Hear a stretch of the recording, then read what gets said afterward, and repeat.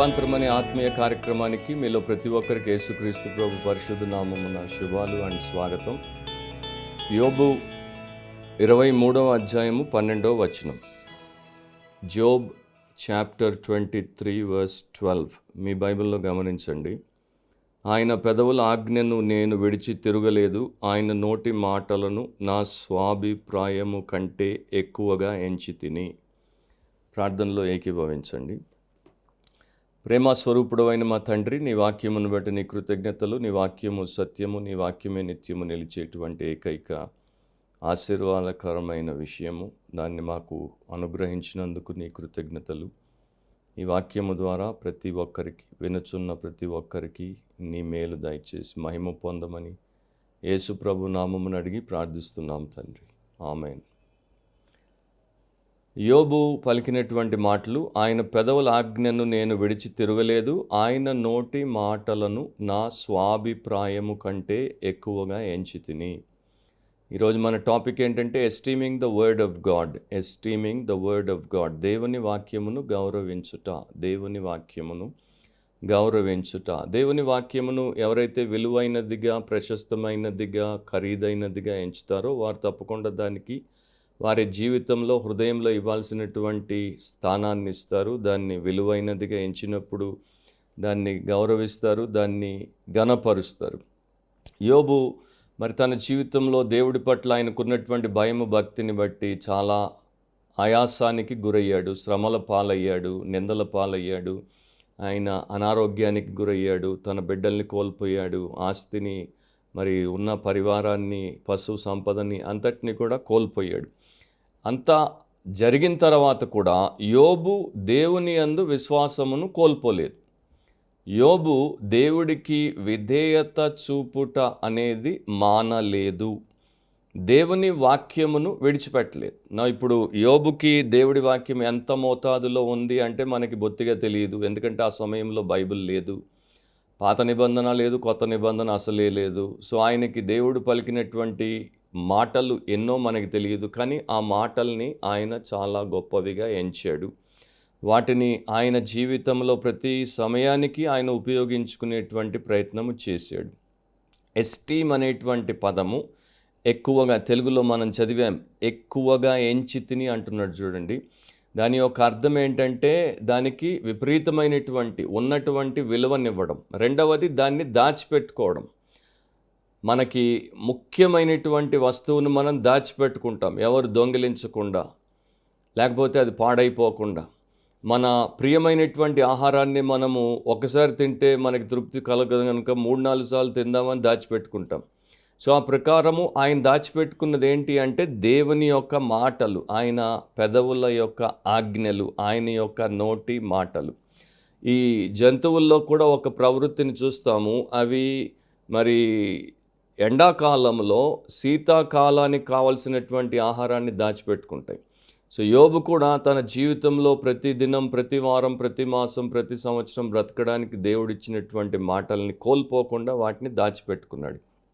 ఆయన యొక్క హృదయంలో దాచిపెట్టుకున్నాడు. ఇంగ్లీష్లో కొన్ని ట్రాన్స్లేషన్స్లో ఆ పదము తెలుగులో ఏదైతే స్వాభిప్రాయము కంటే అని ఉందో అది డైలీ బ్రెడ్ అని, నెససరీ ఫుడ్ అని తర్జుమా చేయబడింది. అంటే నా యొక్క అత్యవసరమైనటువంటి ఆహారాన్ని దాచిపెట్టుకున్నాను, నా ప్రతిదిన ఆహారం, అనుదిన ఆహారాన్ని దాచిపెట్టుకున్నాను అని కొన్ని అనువాదాలు మనం చూస్తాం. తెలుగులో అయితే నా స్వాభిప్రాయము కంటే, రెండింటిని కూడా మనము తీసుకోవచ్చు. అంటే నా స్వంత ఆలోచన కన్నా నీ వాక్యమును నేను ఎక్కువగా విలువైనదిగా ఎంచాను, నా స్వంత అభిప్రాయం కన్నా నీ వాక్యమును నేను ప్రశస్తమైనదిగా ఎంచాను, నా యొక్క ప్రియమైనటువంటి ఆహారము కన్నా నీ వాక్యమును నేను ఎక్కువగా ఎంచాను అంటాడు.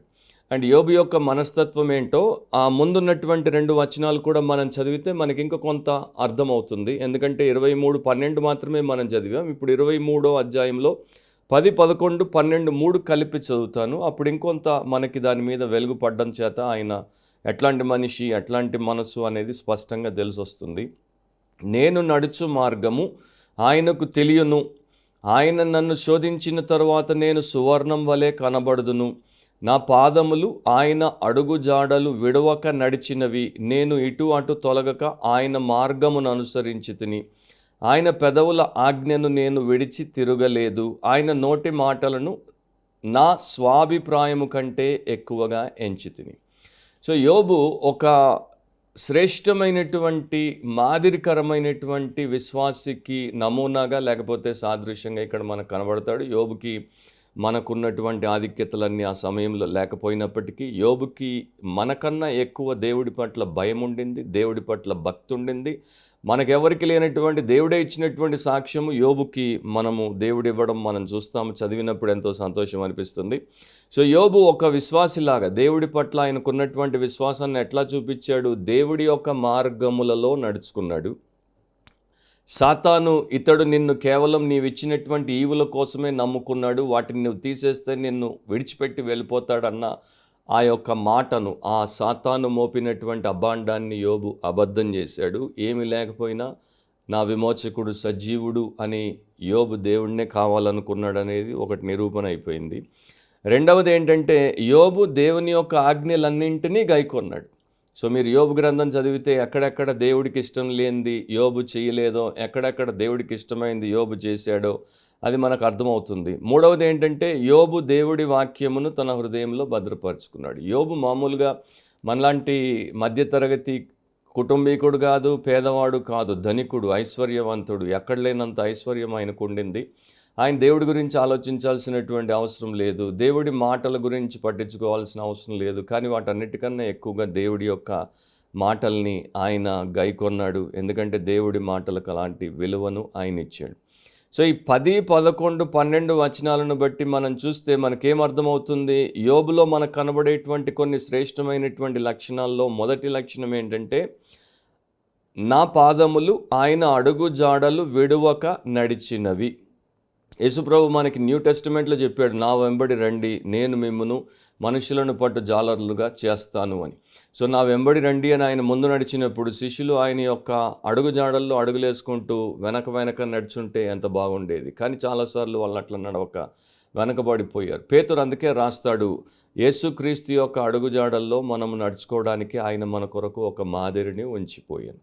సో ఇదంతా తెలియనటువంటి యోబు ఏం చెప్తున్నాడు? నా పాదములు ఆయన అడుగు జాడలు విడువక నడిచినవి. అంటే దేవుడు ఏమై ఉన్నాడు, దేవుడి విధి, దేవుడి విధానాలు ఏమై ఉన్నాయి, యోబుకి ఎంత అర్థమైందో దాంట్లో యోబు దేవుడిని అనుసరించి ఆయన అడుగుజాడల్లో అడుగులేసి నడిచాడు. ఉదాహరణకి దేవుడి యొక్క న్యాయమేంటో యోబు తెలుసుకుని ఆ న్యాయానికి అనుకూలంగా నడుచుకున్నాడు. దేవుడి యొక్క కనికరమేంటో యోబు తెలుసుకొని దానికి అనుకూలంగా అడుగులేశాడు. దేవుడి యొక్క సత్యమేంటో యోబు తెలుసుకొని దానికి అనుకూలంగా నడిచాడు. దేవుడు క్షమిస్తే ఎట్లా క్షమిస్తాడో యోబు తెలుసుకొని అట్లాగే నడుచుకొని క్షమించాడు. దేవుడు ఎంత దాతృత్వమైనటువంటి వాడో, ఇతరులకు ఎంత మేలును కలిగిస్తాడో, క్షేమాన్ని చేకూరుస్తాడో అది యోబు తెలుసుకొని దాని దగ్గర పనిచేసేటువంటి వారికి, తన చుట్టూ ఉన్నటువంటి అవసరాల్లో ఉన్న వారికి ఆ దాతృత్వాన్ని చూపించాడు. సో ఒక మాటలో చెప్పాలంటే దేవుడిని పోలి నడుచుకున్నాడు. పేతురు మొదటి పత్రిక రాసినప్పుడు 1వ అధ్యాయము 8వ వచనంలో ఇట్లా రాశాడు, మీరు ఆయనను చూడకపోయినను ఆయనను ప్రేమించుచున్నారు. ఇప్పుడు ఆయనను కన్నులారా చూడకయే విశ్వసించుచు మీ విశ్వాసమునకు ఫలమును అనగా ఆత్మరక్షణను పొందుచు చెప్పన సఖ్యమును మహిమాయుక్తమునైన సంతోషము గలవారై ఆనందించుచున్నారు. సో పేతురు ఏ విశ్వాసులకైతే రాశాడో వారితో ఏమంటున్నాడు? మీరు యేసుప్రభువుని చూడకపోయినా కూడా మీరు ఆయన్ని ప్రేమిస్తున్నారు. ఆయన్ని ఇప్పుడు మీరు కన్నులారా చూడకపోయినా, మేము కన్నులారా ఆయన్ని చూసాం, ఆయన్ని తాకాం, ఆయనతో తిరిగాం, ఆయనతో తిన్నాం, ఆయన మాట విన్నాం, కానీ మీకు అలాంటి ఆధిక్యత లేదు. అయినా మీరు విశ్వాసం ఉంచారు. మీ విశ్వాసానికి ఫలం అంటే ఆత్మరక్షణ పొందుతారు. దాంతోపాటు చెప్పన సఖ్యము మహిమాయుక్తమునైన సంతోషము గలవారై ఆనందిస్తున్నారు అని వారిని ప్రశంసిస్తాడు. సో యోబు మనకు దేవుడు ప్రత్యక్షతనిచ్చినంతగా యోబు ప్రత్యక్షతను కలిగి లేడు. అయినా కూడా దేవుడి పట్ల ఎంత విశ్వాసం ఉండిందో చూడండి. యోబు అట్లా దేవుని యొక్క అడుగుజాడల్లో అడుగులేసి నడుచుకున్నాడు. రెండో మాట ఏమంటాడు? నేను ఇటు అటు తొలగక. అంటే ఆయన కృత నిశ్చయత కలిగినటువంటి వాడు, స్టెడ్ ఫాస్ట్ పర్సన్ అనమాట. అంటే దేవుడి కొరకు నేను అటు ఇటు తొలగకూడదు, తొనికిసలాడకూడదు, నేను రాజీ పడకూడదు. నేను దేవుడికి జీవితాన్ని ఇచ్చానంటే ఇచ్చినట్టే. ఇక మళ్ళా దేవుడికి ఇచ్చి కొంతసేపు నేను వెనక్కి తీసుకొని నా కోసం, తర్వాత కొంతసేపు దేవుడి కోసం, అట్లా నా జీవితాన్ని రెండుగా నేను చేసి జీవించే విశ్వాసము లేని వేషధారిగా ఉండను అని చెప్పి ఆయన దేవుడి మార్గాన్ని అనుసరించాడు. సో ఇట్లాంటి వ్యక్తిత్వం ఉన్నవాడు కనుకనే ఆయన పెదవుల ఆజ్ఞను విడిచి తిరగలేదు. ఆయన నోటి మాటలను తన స్వాభిప్రాయము కంటే ఎక్కువగా ఎంచాడు. సో పేతురు మొదటి పత్రిక 1వ అధ్యాయం 7వ వచనంలో, నశించిపోవు సువర్ణము అగ్ని పరీక్ష వలన శుద్ధపరచబడుచున్నది కదా, దానికంటే అమూల్యమైన మీ విశ్వాసం ఈ శోధనల చేత పరీక్షకు నిలిచినదై యేసుక్రీస్తు ప్రత్యక్షమైనప్పుడు మీకు మెప్పును, మహిమయు, ఘనతయు కలుగుటకు కారణమగును. సో యోబుకి ఉన్నటువంటి అనుభవాన్ని మనం దీంతో పోల్చి చూసుకున్నప్పుడు అతడి యొక్క జీవితం, విశ్వాసం, అతడి భక్తి ఎంత శ్రేష్టంగా ఉండిందో మనకు అర్థమవుతుంది.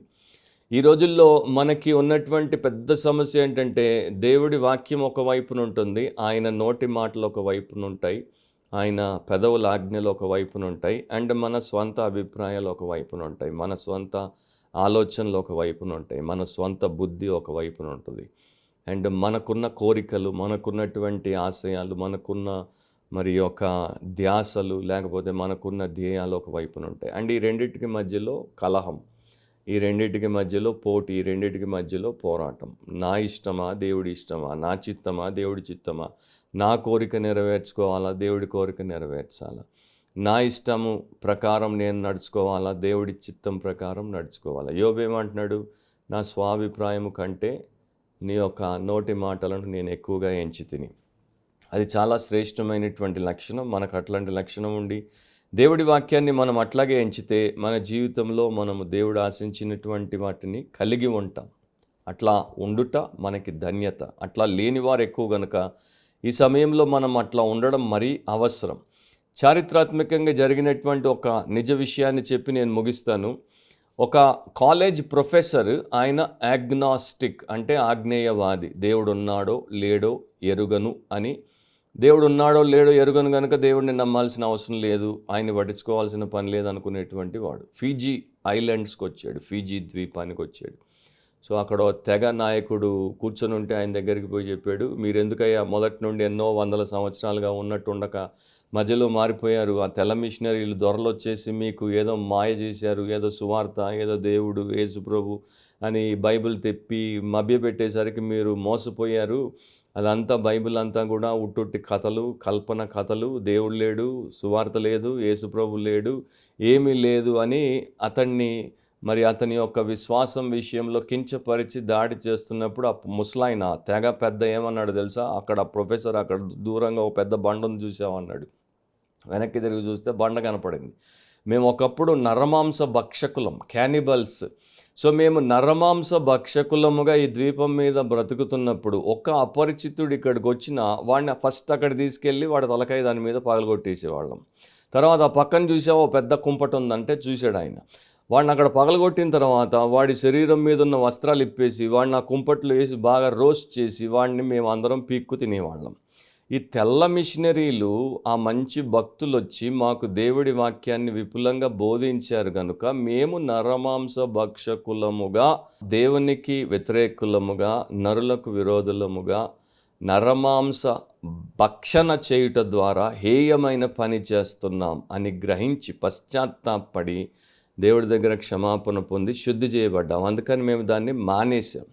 ఒకవేళ మీరు చెప్పినట్టు దేవుడు లేడు, వారు తెచ్చి బోధించిన వాక్యము సత్యం కాదంటే ఈ పాటికి మిమ్మల్ని వండుకు తినేసేవారం.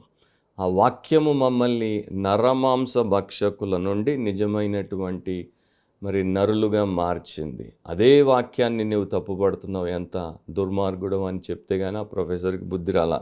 చదువులేని వ్యక్తి ద్వారా ఆ పెద్ద ప్రొఫెసర్కి దేవుడు బుద్ధి చెప్పి పంపించాడు. సో ఈ క్యానిబల్స్ టర్న్డ్ క్రిస్టియన్స్, నరమాంస భక్షకులు క్రైస్తవులు అయ్యారు. ఎందుకంటే they esteemed the word of God. దేవుడి వాక్యాన్ని వారు ఎంతో ప్రశస్తమైనదిగా, విలువైనదిగా ఎంచారు. వారికి ఎప్పటి నుండో తరతరాలుగా వచ్చినటువంటి గుణము, లక్షణం, మనిషిని చంపుకు తినడం, దానికన్నా ఎక్కువగా వారి ప్రియమైన ఆహారము కన్నా ఎక్కువగా ఈ జీవాహారాన్ని, ఆత్మీయ ఆహారాన్ని వారు విలువైనదిగా ఎంచారు. దీన్ని వారు కలిగి ఉన్నారు గనుక దాన్ని వదిలేశారు. సో యోబులాగా ఇంకా అట్లా ప్రపంచంలో చాలామంది దేవుడు తన కొరకు భక్తులను ఏర్పాటు చేసుకున్నాడు. మనము ఆ భక్తుల గుంపులో ఎందుకు ఉండకూడదు? నీవెందుకు ఉండకూడదు? నీ కుటుంబం ఎందుకు ఉండకూడదు? సో నీవు నీ ఆలోచన ప్రకారం, లేకపోతే యోబు స్నేహితులు ఇచ్చిన ఆలోచన ప్రకారం యోబు బ్రతకనట్టు బ్రతకకుండా దేవుడి యొక్క వాక్యం ప్రకారం బ్రతికితే అది నీకు శ్రేష్టమైనటువంటి ధన్యత. అట్లాంటి ధన్యతలో నీవు, నీ కుటుంబము, నీ సంఘం ఉండాలన్నది నా ప్రార్థనలో ఏకీభవించండి. రక్షణ లేనివారు యేసుప్రభునందు విశ్వాసం ఉంచి మీ పాపం ఒప్పుకొని విడిచిపెట్టి మారుమనసు పొంది ఇప్పుడే రక్షించబడి యేసు రక్తంలో కడుగబడి శుద్ధి చేయబడి నూతన సృష్టిగా మారి ఇక నుండి పూర్తిగా ఆయన వాక్యానికి మిమ్మల్ని మీరు అప్పగించుకోండి. ఆయన వాక్యమునే అమూల్యమైనదిగా మీ హృదయంలో పదిలంగా భద్రపరచుకోండి. దాని ప్రకారం బ్రతకండి. ప్రేమగల మా తండ్రి, మీకే కృతజ్ఞతా స్తోత్రాలు. మీరు మాకు మీ శ్రేష్టమైన వాక్యమును ఇచ్చినందుకు మీకు వందనాలు, స్తోత్రాలు చెల్లిస్తున్నాం. మీ వాక్యము ప్రతిరోజు మేము మరొక చదవడానికి, చదివిన దాన్ని మేము విడిచిపెట్టక ధ్యానించే దాన్ని కంఠత చేసుకోవడానికి, దాన్ని మేము జీవితానికి ఆసరాగా లేకపోతే ఆధారంగా పెట్టుకొని బ్రతకడానికి మాకు సహాయం చేయండి. ప్రతిసారి మీ వాక్యమును మేము విలువైనదిగా ఎంచి దాని ప్రకారమే జీవించి మిమ్మల్ని గణపరచుటకు, ఇతరులకు మాదిరిని చూపి క్షేమాన్ని కలిగించుటకు మాకు సహాయం చేయండి.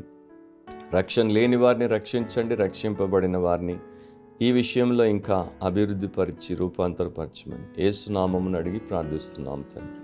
ఆమేన్.